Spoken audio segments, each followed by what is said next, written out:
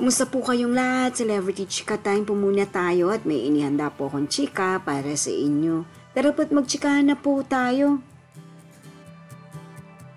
Trailer ng pelikula ng Asia's multimedia star at megastar Sharon Cuneta, wala pang isang oras, 1 milyon na agad-agad ang views. Yes, mga maka-celebrity chika time, yan po ang ichichika ko sa inyo na lubos rin pong usap-usapan sa social media ng mga netizens, lalong-lalo na nga po ng mga followers at supporters ni Alden. Abay, trailer pa lamang po yan ha. Bago po tayo dumako riyan, nais ko po munang batiin mga timbahay, team abroad at mga seniors natin dyan. Shoutout po sa inyong lahat at happy Monday po. Kamakailan nga po ay nagbigay ng anunsyo ang kabuuan o ang bumubuo ng Family of Two na kung saan nga po ay pinagbibidahan ni Alden Richards at Sharon Cuneta na magkakaroon at ilalabas na nga po ang grand trailer po nila.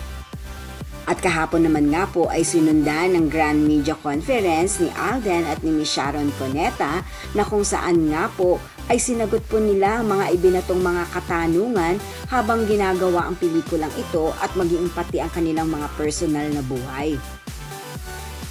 At kahapon rin nga po ay inilabas na ang trailer ng nasabing pelikula ni Alden at Miss Sharon Cuneta. At ang nakatutuwa pa nga po rito ay umabot na nga po sa 1 milyong views ang kanilang trailer na wala pa pong isang araw o 24 oras.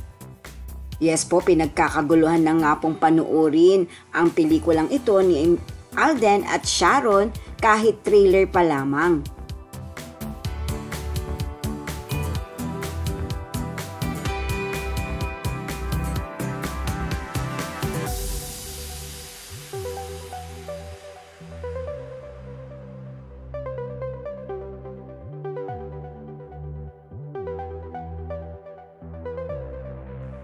Ayan, at patikim pa lamang po yan o pasilip ni Alden at ni Miss Sharon Cuneta na kanilang pelikula.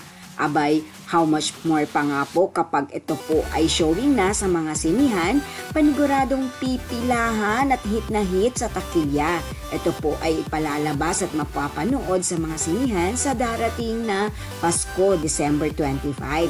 At isa rin po ito bilang Metro Manila Film Entry.